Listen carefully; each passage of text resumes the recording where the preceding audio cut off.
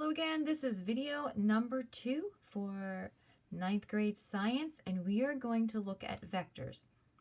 We're going to use the simulation that you can find online if you have a desktop and you use Internet Explorer. You can find some older simulations that work really well. Not sure that this one would work on your iPad, but you can try. You would just go to something called simbucket, S-I-M, and then the word bucket, B-U-C-K-E-T, and I believe this one's called the rocket sled. It's pretty cool. So take a look at the vectors here. We have the weight of the sled, and we have the normal force pushing opposite. So these are always going to be equal. And let's see here. I can turn friction off. If I turn friction off and I have an applied force, right, I have an unbalanced force. I have nothing pushing in the opposite direction. Take a look at what happens to the velocity, right? The velocity is increasing. That means it's accelerating, right? And you can see it on this dial here, and you can see the numbers going up, right? The force has not changed, okay? The person's weight has not changed, right? So let's try and add some friction. If I put friction on, whoa, they just gave me a friction of -50, and the applied force is 10. So the actual force was -40, and what happened? Well, it hit the brakes. It slowed down. I believe I can change the applied force with this slider right here. So I'm going to increase the applied force. Here we go. All right, I'm increasing the applied force. It's 20 newtons. The friction force is -20 newtons. They are equal, and so the sled is in equilibrium, so it's not going to move. The net force is 0. Let's increase the applied force to 40. All right, well, it says here that the friction is -40, right? And take a look at the vectors. They're the same length, right?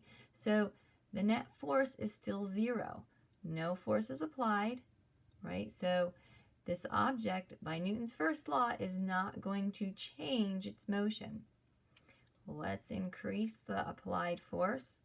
Well, 50 is not strong enough to overcome friction because now friction has also increased its force. So let's see what we need to apply to overcome friction. How about 60? Oh, look at that. 60 newtons, okay? The maximum force of friction must be 50, -50. Take a look at the vector, right? The applied force is a little bit longer than the opposite force, right? So we have an unbalanced force of 10 newtons, or a net force of 10 newtons, right? And what's happening to the sled? It is accelerating, all right? So we're just going to have a little fun. I'm going to turn off the friction, and what do you think is going to happen? Okay, now it's going crazy, right? Because there's no opposing force. All right, I don't know if it crashes in this simulation or not, but it's going way too fast, and it continues to increase in speed because we have a very high net force, applied force of 60 with no friction. All right. Let's apply the force in the opposite direction. Let's apply a -60 newtons force. All right. So what's the sled doing? It's decelerating, okay? Its motion is still changing. It's still a form of acceleration because the velocity is changing, and it's slowing down. All right, now does friction work in the opposite direction? Let's see. Oh, okay, that's not really true. There we go. Friction is always opposite the applied force. All right, so the maximum force of friction between the snow and the sled must be 50 newtons. So that's as high as we can get. So if we decrease our force in the negative direction, all right, now it's in equilibrium. Notice what happened though. The sled is still moving, right? Because the sled has inertia. It's going to continue, right, at the velocity that we left it at. All right, it's not going to slide down. We have no net force being applied. Friction is equal to the applied force. The sled is going to continue to go in the motion that it was going, which is negative 13.7 meters per second. All right, so you can, if you can find this, you can have some fun with it. What do we need to do to get the sled to stop? Well, it might be a little tricky.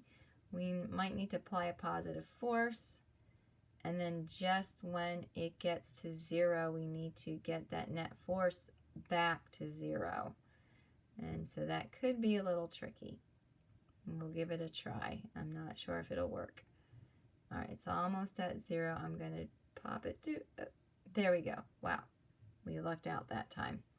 All right, so we are going to do a project, and I'll describe that in the next video, where you are going to draw some vectors, and that will be your big assignment for Wednesday. Your question is, let's see here. What was the maximum force of friction that we saw? So you can write that down. What was the maximum force of friction? And, how about a little prediction? Let's see what happens when we increase the normal force. I think we can, here we go. We're increasing the normal force and the weight of the sled. What happens? What's going to happen here? Well, the object's in equilibrium so far. Let's continue to apply force backwards. Take a look at this.